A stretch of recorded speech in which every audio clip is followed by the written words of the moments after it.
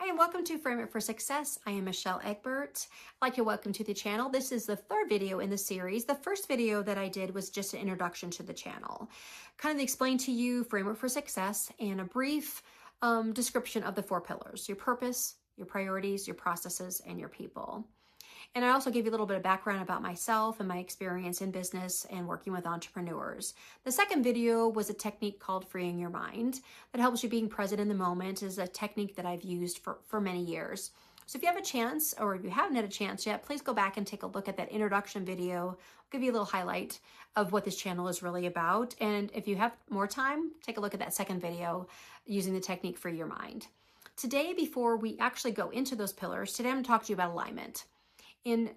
Alignment basically through all four of those pillars: alignment with your purpose, making sure your priorities are in alignment also with your purpose, and the processes that you create are in alignment, as well as the people you surround yourself with, the team you surround yourself with, and the communities you are involved in.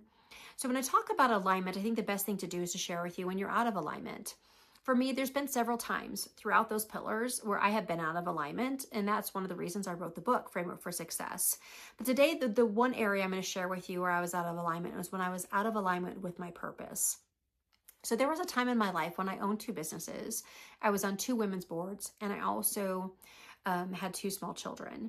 And when I got out of alignment, it really kind of hit me suddenly. I was taking a path. I was on a road. I was on the road to my purpose of who I was and where I was going. And I took a detour, but I didn't even realize how far off that path I had gone until I was at one of these women's conferences where the board was meeting the night before the conference. Before I kind of tell you that aha moment that I had, I want to share with you kind of how I got there.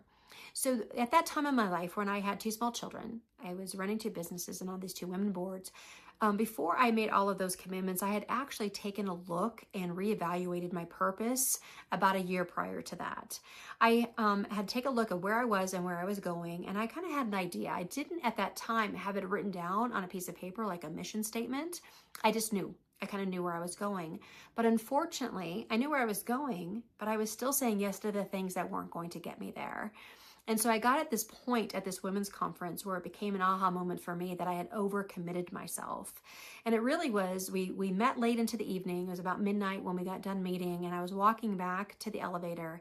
And it's really when those elevator doors shut and I could see my reflection in the doors, I saw myself as being so tired. I saw myself worn out. And as the elevator descended, I felt this huge weight on my shoulders. And I looked at myself in the reflection. I was like, what am I doing here? Why am I doing this? I felt so disconnected from what I was doing. Now, I was meeting new people. I was learning new things. I was making a difference in people's lives. It just wasn't getting me to where I was going. So I went back to my hotel room, and I did not sleep that night. And I rewrote my purpose. I actually wrote down where I thought I was going, and I had to relook it because I needed to reevaluate where I was going and identify the things that I have learned. And I needed to say, okay, this season of my life, where is it that I really need to be going? Who I am right now, and where am I going? So I rewrote my purpose. And I really had to start over and say, okay, the commitments that I have made, all those yeses that I had said, are they still in alignment? And there is an analogy that's out there. I don't really call it an analogy, but a depiction of how I describe this when I do workshops and seminars. And so when I went back to my hotel room and rewrote my purpose, I had the realization that my priorities no longer fit. And how I share that with people in a more visionary way is I show a jar that is full of rocks, and the jar is full to the top. And that was me. That was my commitments. They were through the roof. I was exhausted. I was overworked. I was burnt out at this moment. And when I rewrote my purpose, it's like looking at an empty jar. It's your foundation. So the jar was that framework. That was my purpose. And I said, okay, what are the top three priorities to get me along this path to becoming who I want to be? And so you put the three priorities in that jar.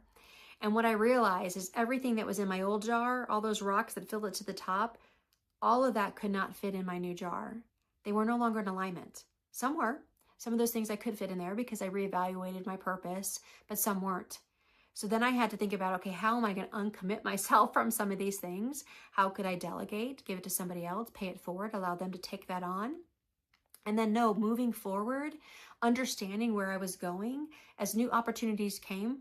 Because, you know, as a woman, as a person, as a human, when people ask you to do something, you feel so honored that they thought about you, so honored that they felt you were capable of taking on this task and actually doing a great job at it. So it's hard to say no.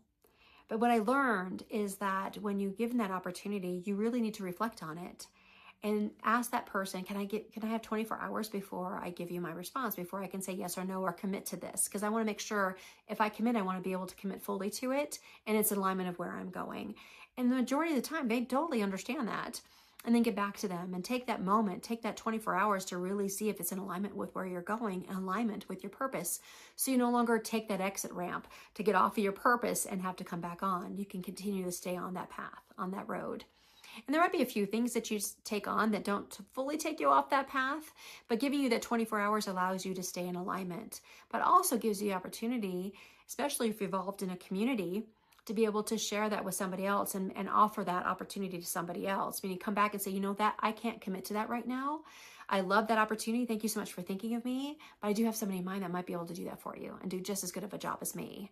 So it gives you that opportunity. So as you think about alignment, you want to make sure that you know where you're going, who you are authentically, and where you want to go, and that those commitments that you make, those priorities that you set are in alignment. So that you say yes to the things that are in alignment and no to the things that aren't. Because when you do that, you'll eliminate that burnout in your life. You'll see less distractions and you'll feel more peace about where you are going and where you are heading. So as I end my videos, as always, anything you do, anything you take on in your life, it needs to be authentic and it needs to be you. And once it's you, you can take it and move it and make it better than the person before you. So thank you so much for listening to my channel. I look forward to seeing you as we dig into your purpose.